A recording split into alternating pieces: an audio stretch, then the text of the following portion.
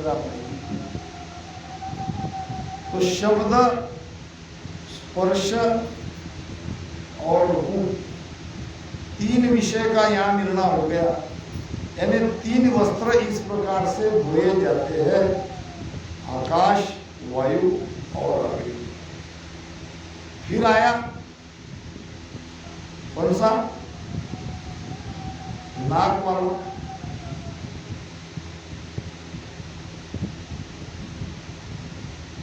चौथा तत्व है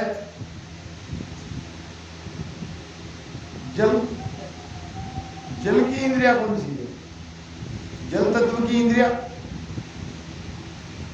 जीभ। जीभ को जब चटपटा खाना चाहिए, अच्छा बुरा चाहिए, तो अभी हम जल तत्वों को धोए नहीं, जो आ गया वो खा लिया। अगर ऐसा स्वभाव हमारा बन गया तो धीरे धीरे भजन से ये सारी चीजें होती है। 5 प्रकार का स्वाद है, वैसे तो 6 है, अगर 5 हमको रोज मिलता है तो जब जीव को जब तक ये स्वादिष्ट भोजन चाहिए तब तक ये वस्त्र हमारा धुला नहीं गया। ऐसा जल तत्वों को धोना है तो रसना से राम राम करो। राम राम करते जाओगे तो अंदर से रसना से रस उपजे मिश्री जैसा स्वाद दरिया साहब कहे। अंदर में वो मिश्री का जैसा स्वाद आपको मिलता रहेगा भजन से। जब रसना भजन में बराबर चलती है, बराबर लगी रहती है, तो ये हमारा जल तत्व हो गया, पूरी तरह से धूल गया। अब रह गया पृथ्वी तत्व। पृथ्वी तत्व की इंद्रिया है नाक। नाक सुगंध भी लेती है तो दुर्गंध भी लेती है। तो इस प्रकार से भजन के द्वारा मन अगर भजन में लगता है तो ये 5 वस्त्र धोए जाते हैं। जब तक ये 5 वस्त्र पूरी तरह से धोए नहीं जाते तब तक आत्मा परमात्मा से नहीं मिल सकती। इस बात को ध्यान रखना।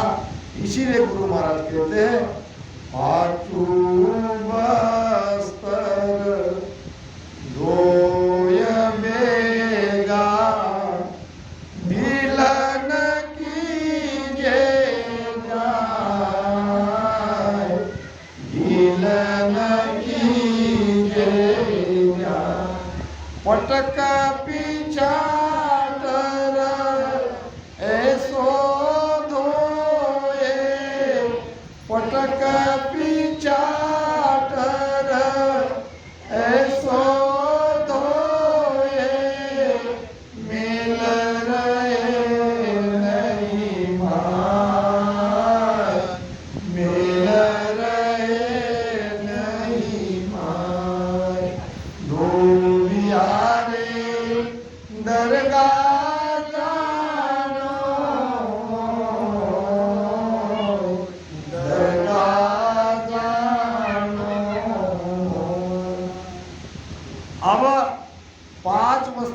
बेगा यानी जल्दी जल्दी से धोना है। धोना है यानी क्या करना है? सुचिता भजन करना है। ये 5 वस्त्रों को धोना है यानी बाहर से इसको हटाना है, इसको भीतर में लगाना है, तो भजन करना पड़ेगा। इसमें ढिलाई मत करो। वस्त्र को नहीं धोओगे परमात्मा को नहीं पाओगे। आप कहेंगे हम राम राम कर रहे हैं, इतने राम राम से कुछ नहीं होगा। आपकी इंद्रिया का जो भौतिक सुख लेने की जो आदत है वो धीरे धीरे कम होनी चाहिए, भीतर के सुख में वो लगनी चाहिए। इंद्रिया बहिर्मुखी से अंतर्मुखी होनी चाहिए, इसको कहते हैं धोना। अब कैसे धोना है? पटकना। कैसे पटकोगे? श्वास के साथ पटकना है आपको। जैसा मैंने बताया कि आपको केवल बैखरी वाणी से राम राम नहीं करना है, ध्यान रखो इस बात को।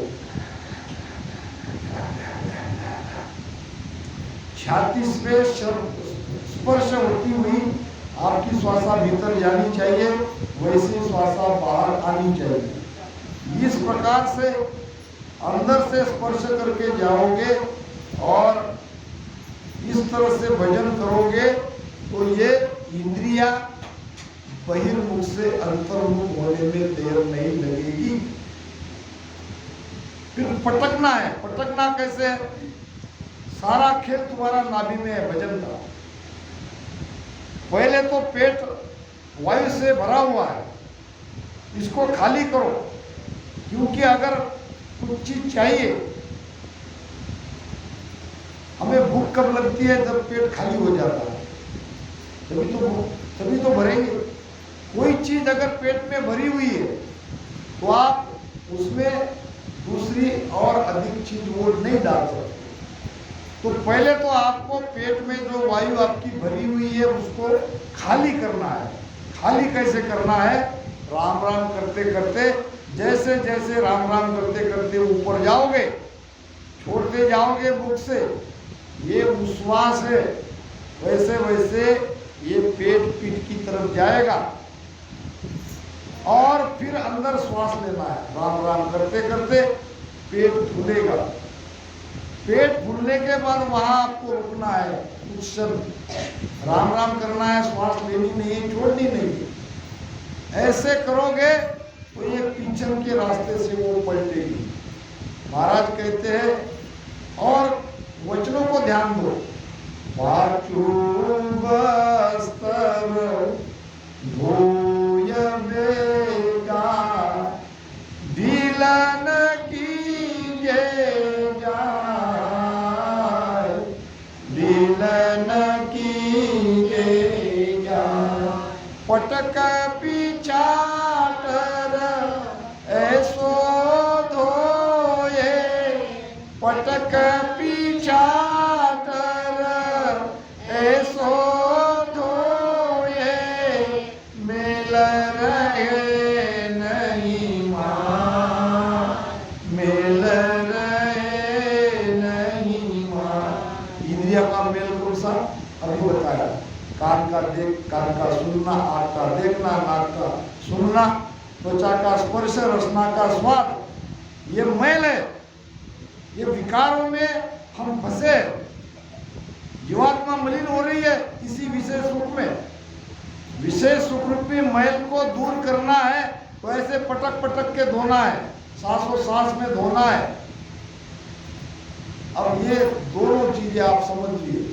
अब आगे का राज, जो मूल इस रस का सार गर्भित ज्ञान है। धोबी धोबण धोबण चाल्या, पूरब दिशारी बार, पूरब दिशारी बार।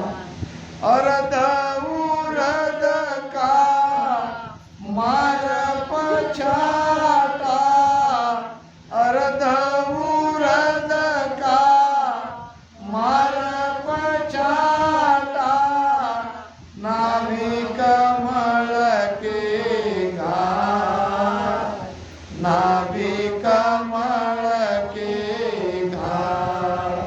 धोबियारे दरगाह जानो, दरगाह जानो।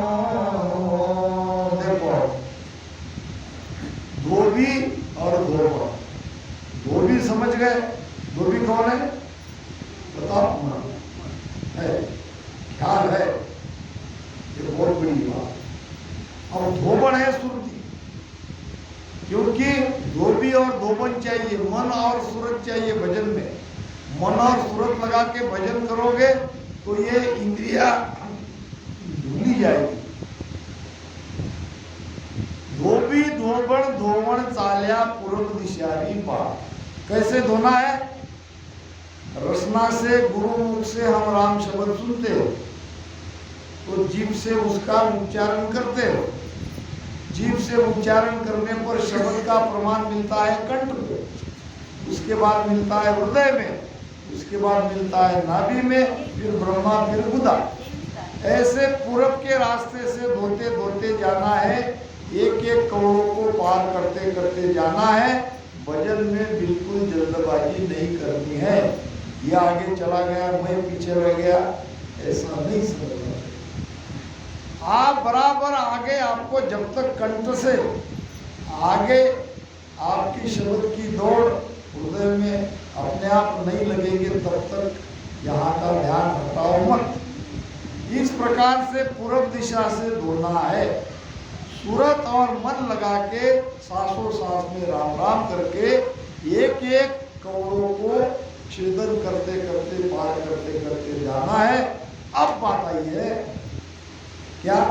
अरद उरद का मार्ग पछाटा। पछाटा किसको कहते हैं? पछाटा यानी आपटना मराठी में। गोट्यावर कपडे आपटून धुतो की नाही, त्याला म्हणते पछाटा मारवाडीमध्ये।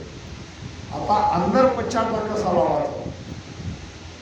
अरद उरद, अरद नाम खाली, उरद नाम वर,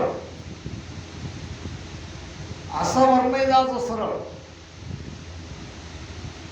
पीछे के रास्ते से ऊपर जाना है। पूरी प्राणवायु नीचे लो, वहां रुको। अब वहां लगता है उड़ियान बंद। ये बंद की बात अभी इतने कम समय में नहीं समझाई जाती। यानी जब श्वासा नाभि में रुकती है तो थोड़ा पीठ से हल्का सा दबाओ, झटका दो।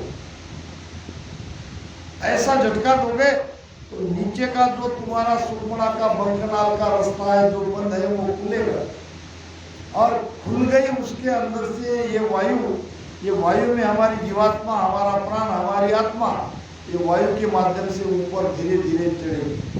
अरद से उर्ध में, पिंड से ब्रह्मांड में, पिंड से ब्रह्मांड में प्राण को ले जाना है। तो उसके लिए जब ये प्राण ऊपर जाएगा तो इंद्रिया धुली जाएगी, इंद्रिया बहिर्मुख हो जाएगी। तो धोबी धोवन धोवन लागा पूरब दिशारी बार, पूरब दिशारी बार। अरद उरद का मार पछाटा, अरद उरद का मार पछाटा, नाभि कमल के गार, नाभि कमल के गार। अब समझ गए कैसे धोना है, कैसे उसको आपटना है, सड़कना है, पछाटा मारना है, नीचे पत्थर जो उसको जोर जोर से पटकना है। ये इस प्रकार से पटकना है। तो पहले तो पेट की जमा हुई वायु को बाहर करो राम राम करते करते, फिर नीचे अंदर लो और पेट को पीठ की तरफ हल्का सा झटका दो। देखो आपका यहाँ पेट में जमा हुआ पवन वायु ये रीढ़ की हड्डी से बंकनाल से सुषुम्ना से ऊपर चलेगा। अरद उरद, उरद यानी ऐसे सीधा नहीं, ये इस पर से उरद यानी ऊपर चढ़ाना है। अरद उरद का मार पछाटा नाभि कमल के गाढ़। ऐसे ही करते रहो, ऐसे ही करते रहो, ऐसे ही करते रहो। एक समय ऐसा आएगा आपकी ये आंख ऊपर की पलकें बंद हो जाएगी, अंदर लग जाएगी, आपको बाह्य सुनने का मन नहीं रहेगा, कहीं भी कुछ होता रहे हमको कोई मतलब नहीं है। हमको तो अंदर में जो ध्वनि सुनाई देती है उसमें कान अंदर जाएगा। रसना का सारा 6 प्रकार का स्वाद भीतर आने लगेगा। स्पर्श सुख भी भीतर मिलेगा, नाक का सुनने का सुख भी भीतर मिलेगा। ये भजन से जब ऐसी स्थिति, ऐसा अनुभव आपको आने लगे तो आपको आपके 5 प्रकार के वस्त्र धुल गए, स्वच्छ हो गए, जो मलिन था उसका मन निकल गया। अब देखो महाराज क्या कहते हैं, रंग रे जातू आव बेगो पाचा को रंग दीरा, पाचा को रंग दीरा।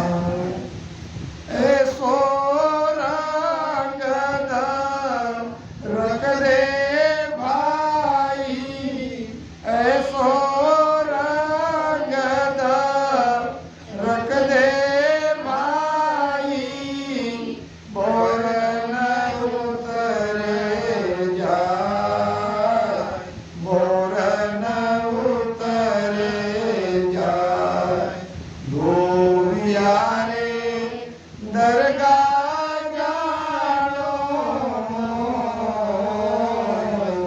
दरगाह जानो मोय, साहेब जीरो दर्शन करनो, साहेब जीरो दर्शन करनो, रे हो सन्मुख हो,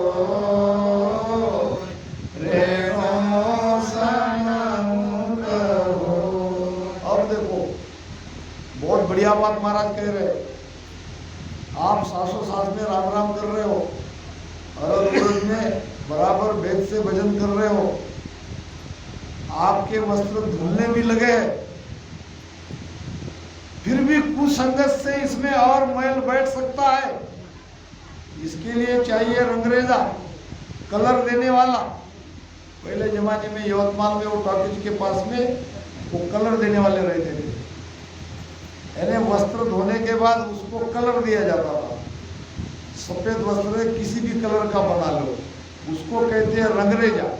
वो लोग कौन से? रंग देने वाले रंगरेजा। अब यहाँ शरीर में एक रंगरेजा है, वो है चित्त। चित्त को भी भजन में लगाओ, चित्त को भटकने मत दो। मन को श्रुत को ही भजन में लगाया और चित्त को खुला छोड़ दिया, नहीं। चित्त की भी जरूरत है। चित्त की दो आवृत्ति है, दो प्रकार का चित्त दो जगह जा सकता है, या तो संसार में या तो भक्ति में। संसार में जिसका चित्त लगा है वो भक्ति धारण नहीं कर सकता। अब हमने ध्यान भी हमारा, मन भी हमारा भक्ति में लगा लिया, चित्त संसार में है, काम नहीं चलेगा। संसार चित्त में बैठा है, चित्त में से संसार को निकालो, वैराग तभी आएगा। तो चित्त का काम है, रंगरेजा का काम है चित्त को भजन में लगाना है। रंग रेजा तू आओ बेगो पाचा को रंग गिराए।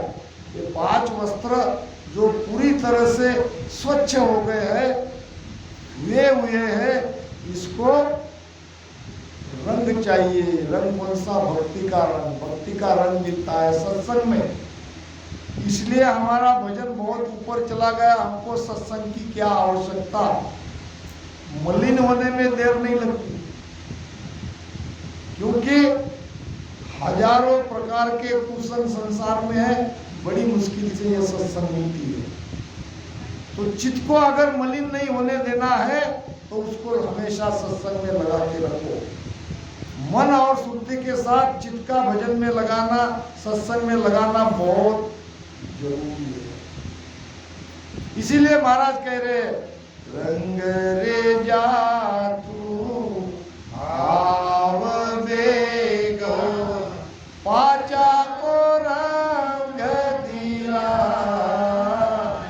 पाचा को रंग दिला, ऐसो रंग रख दे भाई, ऐसो रंग रख दे भाई, और न उतरे जाए, और न उतरे जाए। ऐसो रंग,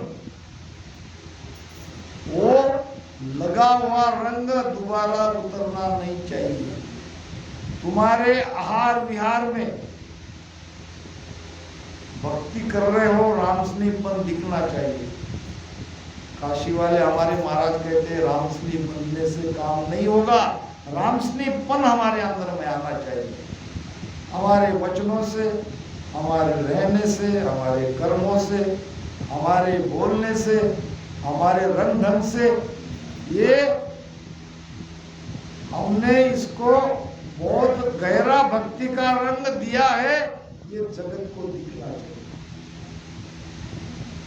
हम कैसे रहते हैं, हमारी करनी रहनी कैसी है, इसमें समझ में आता है हमारा रंग कितना गहरा बैठा है। सत्संग में आए तो सत्संग में जैसे बैठ गए, यहाँ आसन लगा के राम राम किया। जगत के संग चले गए तो जगत के जैसे। वो निंदा टीका करते हैं, हम भी उनमें शामिल हो जाते हैं। वो लड़ाई झगड़ा करते हैं, हम भी उनमें शामिल हो जाते हैं। ये साधु का काम नहीं। हम जगत से अलग हो गए, जगत में रहते हुए जगत से अलग है। जगत के साथ नहीं लगना है, जगत के रंग ढंग में नहीं रंगना है, भक्ति के रंग में रंगना है।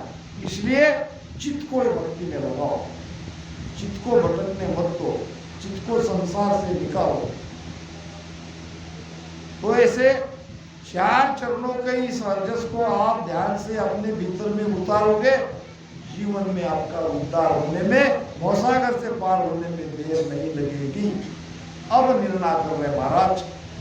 सूरत धोबण मनमो धोबी, चितरंग रे जामा,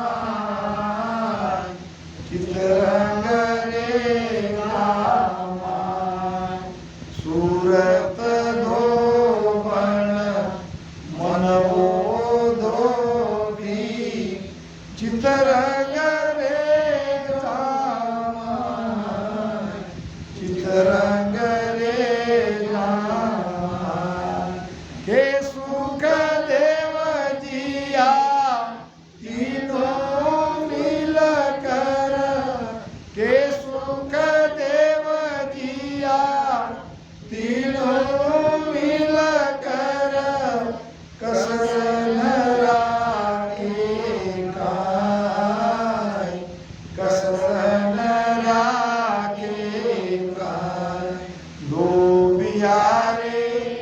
दरगाह जानो, दरगाह जानो। सायब जीरो दर्शन करनो, सायब जीरो दर्शन करनो, रेणो सनमुख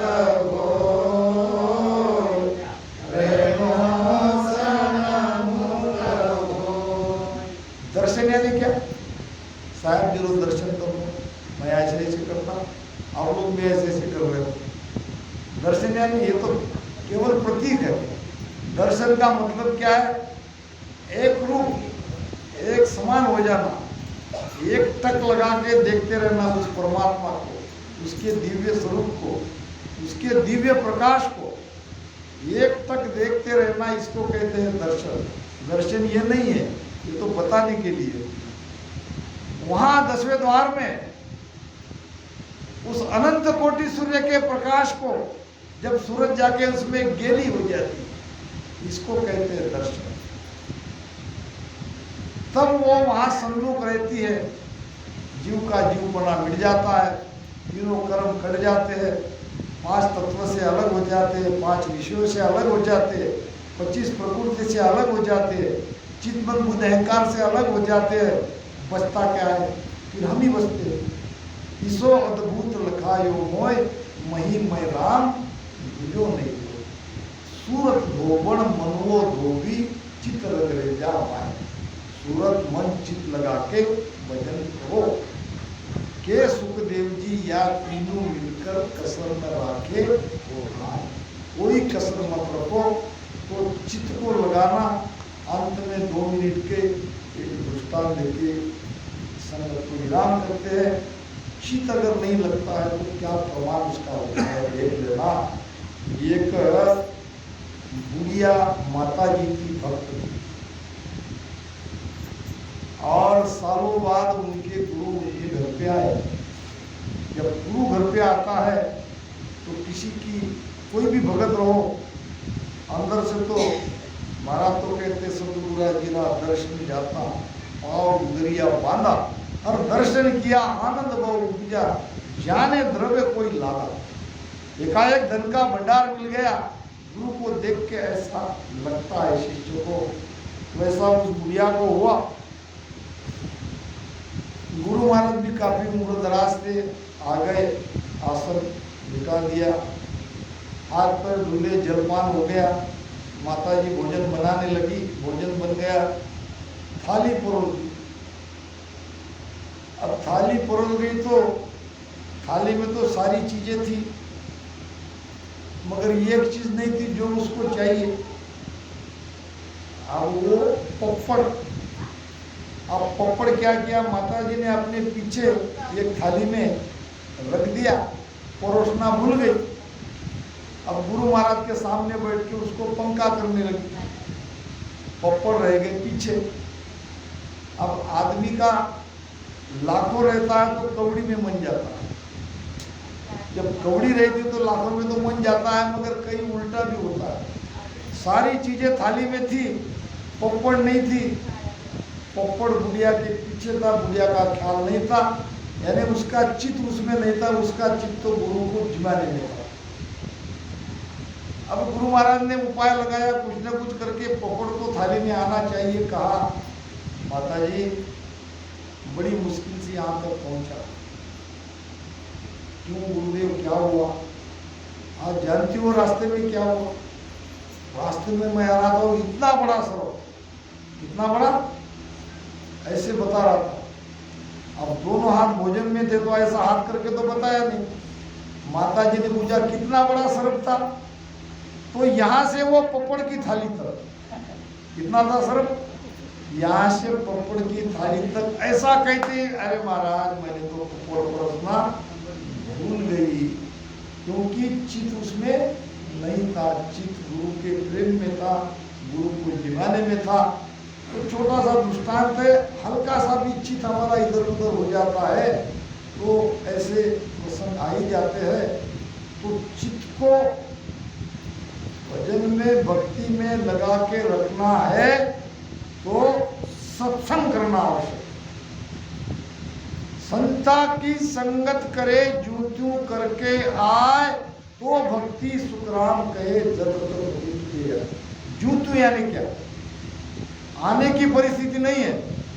अभी किसी ने कहा कि सुचिता कहीं से आई है, सोई हुई, इसका मतलब थक गई, आने की स्थिति में नहीं है, फिर भी आई, इसका मतलब क्या?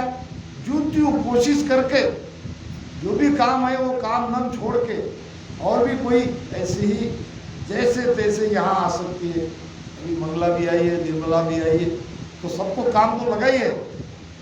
तो अगर जैसे तैसे करके तुम सत्संग में आते हो तो आपका चित्त ध्यान भजन से हटेगा नहीं, ये मेरी गारंटी है। सत्संग करो। तो इस प्रकार बहुत बहुत हमारे श्री सागर गुरु जी को, हमारे प्रभाकर राव को बहुत बहुत साधुवाद, जिन्होंने मुझे यहाँ आमंत्रित करके सत्संग का, ध्यान सुमिरन का व्यासपीठ मुझे उपलब्ध कराया। आपसे चर्चा करने का, आपसे मिलने का, रूबरू आपके दर्शन का लाभ मुझे इन्होंने दिलाया।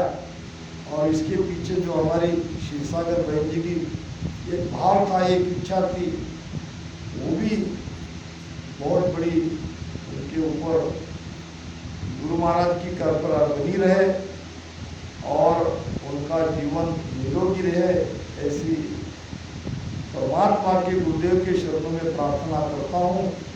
और फिर से आप सभी को बहुत बहुत साधुवाद देता हूँ। राम राम सा। सद्गुरु